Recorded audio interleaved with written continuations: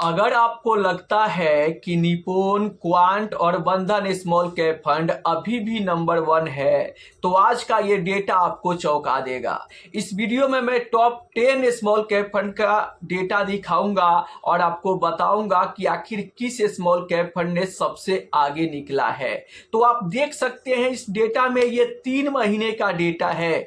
आप देख सकते हैं जेएम स्मॉल कैप फंड ने 27.78% का जबरदस्त तेजी दिखाया है। वहीं पर मैं यहां पर ट्रस्ट स्मॉल कैप फंड की बात करूं तो 24.81% का रिटर्न दिया है। Motilal Oswal small cap fund ने सिर्फ 3 महीने में 23.1% का जबरदस्त रिटर्न दिया है। Bank of India small cap fund ने सिर्फ 3 महीने में 22.98% का तगड़ा रिटर्न दिया है।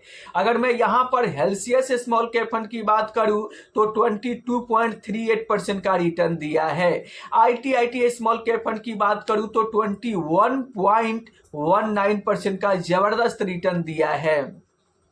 क्वांट स्मॉल कैप फंड की बात करूं तो 19.73% का रिटर्न दिया है। एलआईसी स्मॉल कैप फंड की बात करूं तो 19.38% का रिटर्न 3 महीने में दिया है। अगर मैं यहां पर Invesco India small cap fund की बात करूं तो आप देख सकते हैं 18.57% का रिटर्न 3 महीने में बनाकर अपने इन्वेस्टर को दिया है। तो ये ऐसे स्मॉल कैप फंड है जिन्होंने 3 महीने में सबसे ज्यादा रिटर्न बनाकर इन्वेस्टर को दिया है। चलिए अब मैं आपके सामने दूसरा लिस्ट रखता हूं जिसे स्मॉल कैप फंड ने 3 महीने में सबसे कम रिटर्न बनाकर दिया है। उसकी लिस्ट आप देख सकते हैं। यहां पर सबसे कम रिटर्न देने वाले जो स्मॉल कैप फंड है 3 महीने में वो एचडीएफसी स्मॉल कैप फंड है। 3 महीने में सिर्फ 8.22% का रिटर्न दिया है। दूसरे नंबर पर आप देख सकते हैं यहां पर wealth company small cap fund है जिन्होंने 10.62% का रिटर्न दिया है 3 महीने में। तीसरे नंबर पर आईसीआईसीआई स्मॉल कैप फंड है जिन्होंने सिर्फ 10.72% का रिटर्न ही सिर्फ दिया है 3 महीने में। Mirae asset small cap fund ने 11.53% का रिटर्न दिया है। सेमको स्मॉल कैप फंड ने 3 महीने में 11.84% का रिटर्न दिया है। केनरा रिवोको स्मॉल कैप फंड ने भी 11.91% का रिटर्न दिया है। और यहां पर Franklin India small cap fund ने 12.22% का रिटर्न दिया है। बड़ौदा बीएनपी परिवार से स्मॉल कैप फंड की बात करूं तो 12.98% का रिटर्न दिया है। अब देखो यहां पर 3 महीने में सबसे ज्यादा रिटर्न देने वाला जो स्मॉल कैप फंड है वो जेएम स्मॉल कैप फंड है जिन्होंने सबसे ज्यादा तेजी दिखाया है। वहीं पर 3 महीने में सबसे कम रिटर्न देने वाले जो स्मॉल कैप फंड है वो एचडीएफसी स्मॉल कैप फंड है जिन्होंने सिर्फ यहां पर 8.25% का ही रिटर्न बनाकर दिया है।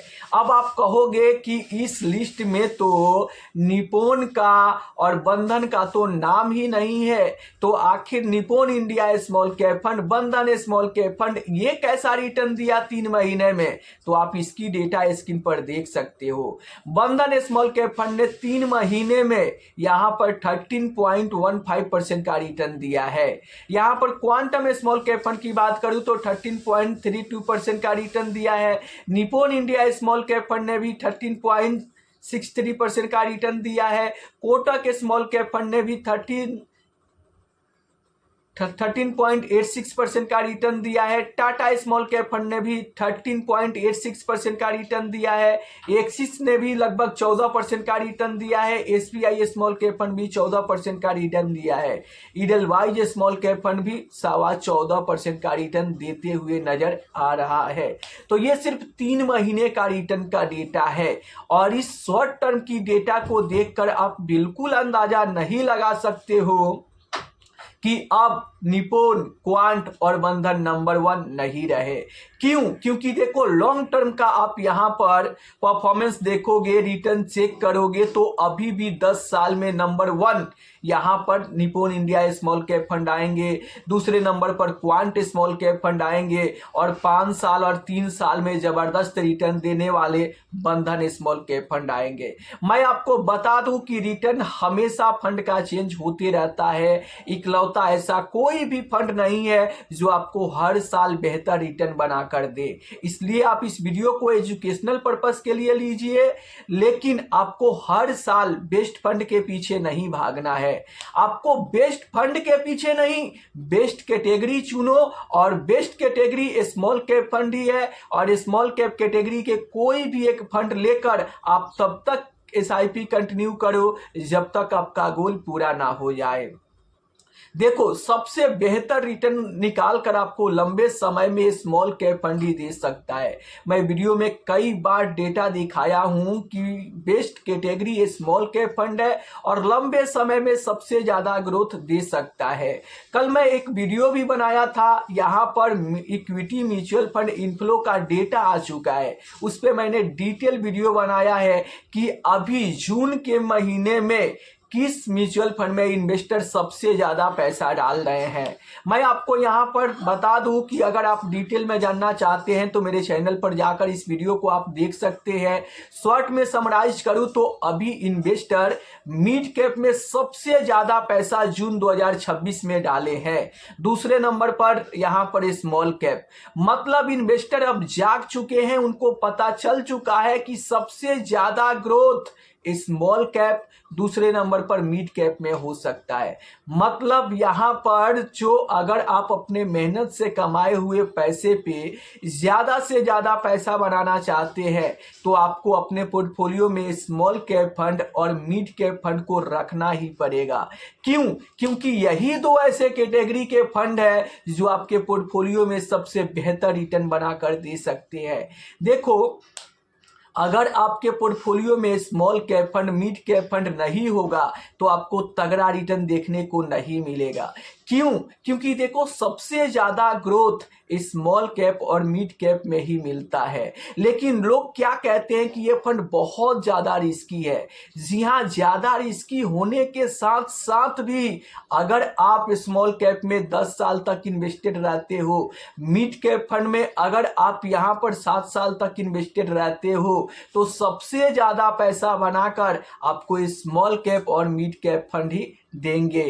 क्यों देंगे? अगर मैं आपके सामने डेटा रखूं तो आप देख सकते हैं, ये mutual fund category average return का डेटा 10 साल का है और 10 साल में आप देखोगे तो इस डेटा में लार्ज कैप से बेहतर रिटर्न आप देख सकते हो। इस डेटा में 10 साल में सबसे ज्यादा रिटर्न बनाकर स्मॉल कैप फंड ने दिया है और स्मॉल कैप से कम रिटर्न मिड कैप ने दिया है, और मिड कैप से कम रिटर्न मल्टी कैप में है, और मल्टी कैप से कम रिटर्न आपको यहां पर फ्लेक्सी कैप और उसके बाद कम रिटर्न लार्ज कैप में मिल रहा है। तो आप जब देख रहे हो कि बाजार के उतार चढ़ाव, बड़े बड़े गिरावट के बावजूद भी 10 साल में स्मॉल कैप फंड ही सबसे आगे है, दूसरे नंबर पर मिड कैप फंड है, तो फिर आप लार्ज कैप फंड लेकर क्यों बैठ रहे हो? लार्ज कैप में अगर आप 10 साल तक बने रहोगे तो आप देख सकते हो यहां पर 11.98% का रिटर्न है, मतलब बहुत कम रिटर्न।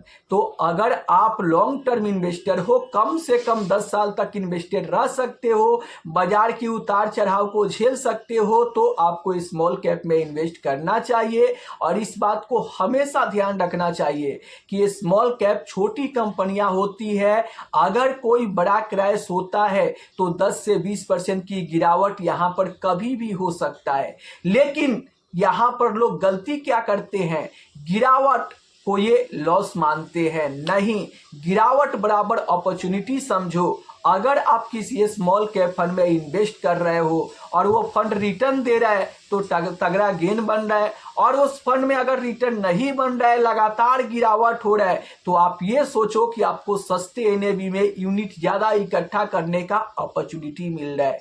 ये सोच के आपको SIP कंटिन्यू रखना चाहिए कि अभी हम सस्ते एनएवी में यूनिट ज्यादा इकट्ठा कर रहे हैं।